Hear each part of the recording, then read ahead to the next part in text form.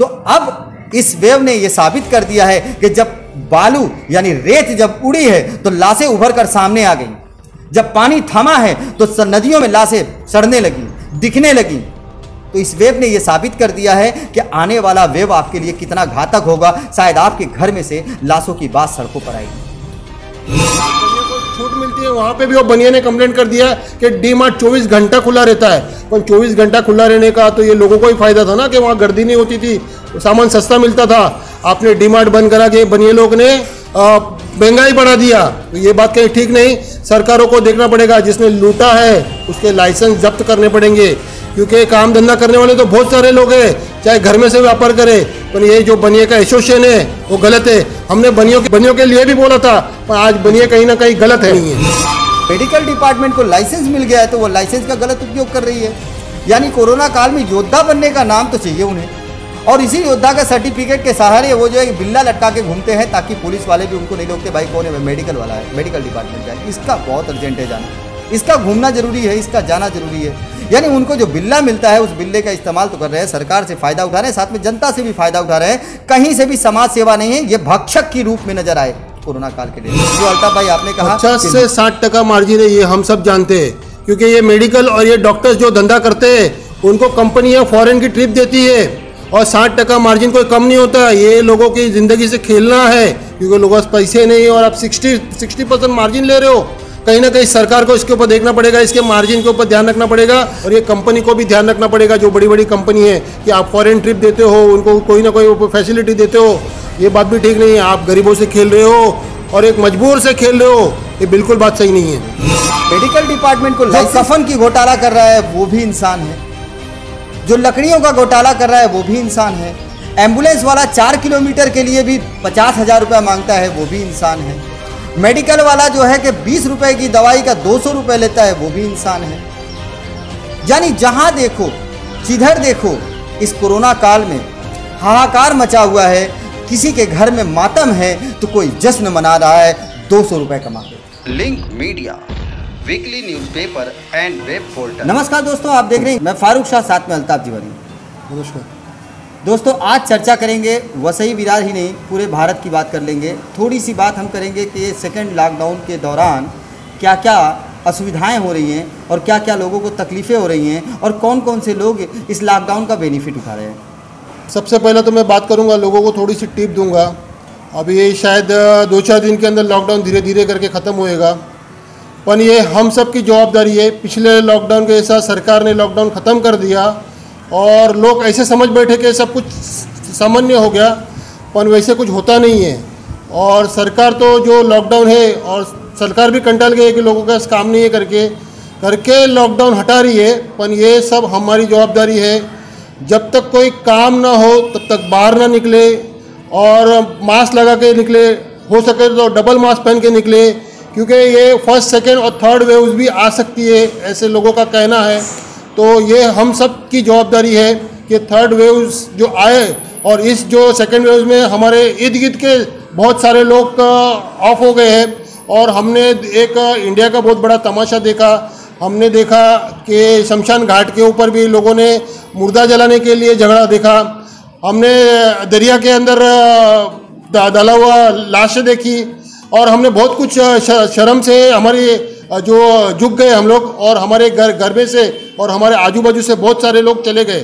तो हमारी ये कोशिश होगी कि थर्ड वेव में ये सरकार की नहीं, और ये हमारी जवाबदारी होगी कि हम इसको किस तरह से हैंडल करते हैं। हम उस भारत में रहते हैं जिस भारत को महान कहते हैं, और हमारे महान भारत को सिर्फ हम ही नहीं कहते थे, देश विदेश में भारत को महान कहा गया है। बड़े बड़े किताबों में बड़े बड़े योद्धाओं ने, देश दुनिया के तमाम लोगों ने भारत को महान शब्द से नवाजा है। लेकिन उस भारत के अंदर हम रहने वाले हैं, और आज सेकेंड वेव में हमने वो हालात देखे हैं कि हम अपनी दुर्दशा को बयान करते हुए भी शर्म महसूस करते हैं।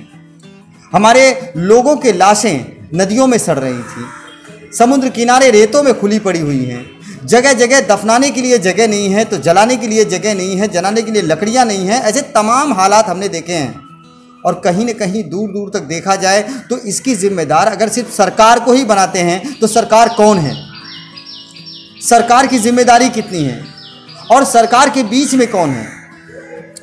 काला बाजारी के मामले की बात की जाए तो क्या सिर्फ सरकार ही जिम्मेदार होती है? सरकार के बीच में जो लोग पैदा हैं, जो लोग बैठे हुए हैं, वो तो आम इंसान ही है। कई तरह के ऐसी बातें हैं जिसमें कि दोषी कौन है? दोषी कौन है? अगर दोषी देखा जाए तो इंसान है। मर रहा है इंसान और लूट रहा है इंसान। मरने वाला मर रहा है, लूटने वाला लूट रहा है, और लोग उम्मीद लगाए हुए हैं कि प्रकृति कुछ हमारे ऊपर रहम कर दे। प्रकृति की रहम कैसे करेगी? जो कफन की घोटाला कर रहा है वो भी इंसान है, जो लकड़ियों का घोटाला कर रहा है वो भी इंसान है, एम्बुलेंस वाला 4 किलोमीटर के लिए भी 50,000 रुपया मांगता है वो भी इंसान है, मेडिकल वाला जो है कि 20 रुपए की दवाई का 200 रुपये लेता है वो भी इंसान है। यानी जहां देखो, जिधर देखो, इस कोरोना काल में हाहाकार मचा हुआ है। किसी के घर में मातम है तो कोई जश्न मना रहा है 200 रुपये कमा के। अभी मैं बात ऐसा करूंगा, सरकार ने जिसको काम धंधा करने का मौका दिया हुआ है, बहुत सारे लोग हैं इसमें। एक मेडिकल वाले हैं, किराने वाले हैं, और बहुत सारे सरकारी डिपार्टमेंट भी है जिनको बहुत छूट दी है, और उनको कोई इस लॉकडाउन से कोई फ़र्क नहीं पड़ा है और उनका बिजनेस बढ़ा हुआ है। तो मैं सरकार को एक छोटी सी आइडिया दूंगा। मैं ये आइडिया देने के लिए बहुत छोटा हूँ, कोई मेरा बहुत बड़ा दिमाग नहीं है, पर जिसको आपने छूट दिया है उसने तो लूट लिया है। तो सरकार को थोड़ा सा मैं बताऊंगा, जिसको आपने लाइसेंस दिया हुआ है काम धंधा करने के लिए, तो वो 1 रुपये की चीज़ का 2 रुपये ले रहा है।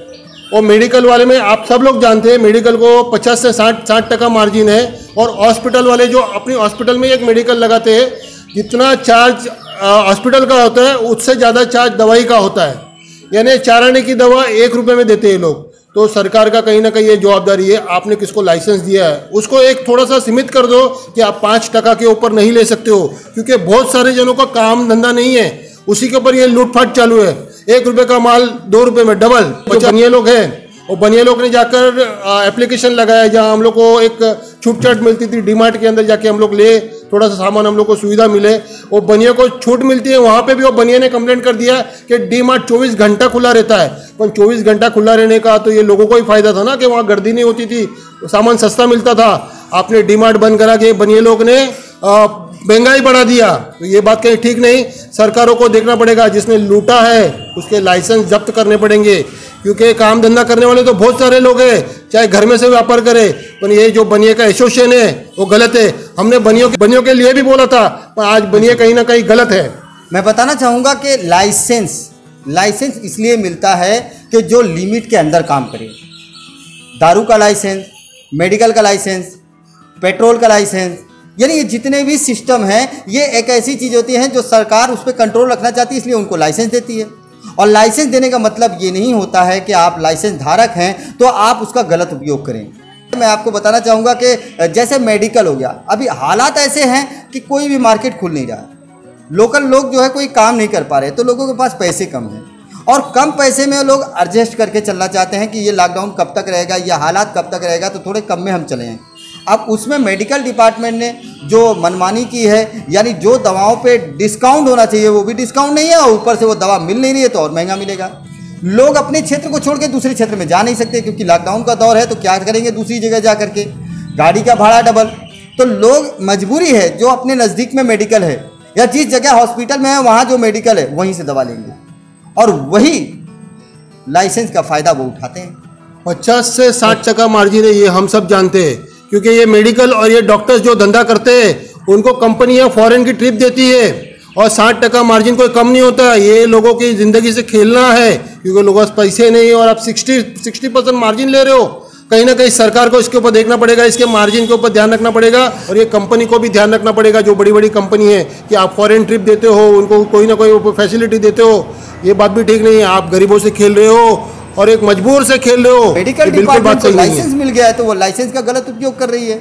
यानी कोरोना काल में योद्धा बनने का नाम तो चाहिए उन्हें, और इसी योद्धा का सर्टिफिकेट के सहारे वो जो है बिल्ला लटका के घूमते हैं, ताकि पुलिस वाले भी उनको नहीं रोकते, भाई कौन है, मेडिकल वाला है, मेडिकल डिपार्टमेंट का है, इसका बहुत अर्जेंट है जाना, इसका घूमना जरूरी है, इसका जाना जरूरी है। यानी उनको जो बिल्ला मिलता है उस बिल्ले का इस्तेमाल तो कर रहे हैं, सरकार से फ़ायदा उठा रहे हैं, साथ में जनता से भी फ़ायदा उठा रहे हैं। कहीं से भी समाज सेवा नहीं है, ये भक्षक की रूप में नजर आए कोरोना काल के डेट में। जो अल्ताफ भाई आपने कहा कि लोगों की जिम्मेदारी हो गई है, अब इस वायरस से लड़ना सरकार के बस की बात नहीं रहती।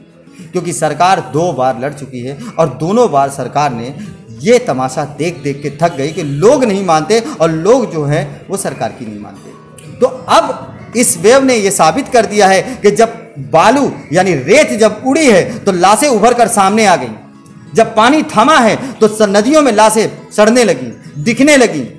तो इस वेव ने यह साबित कर दिया है कि आने वाला वेव आपके लिए कितना घातक होगा। शायद आपके घर में से लाशों की बात सड़कों पर आएगी। तो ये आपकी जिम्मेदारी है, आप सरकार के भरोसे नहीं।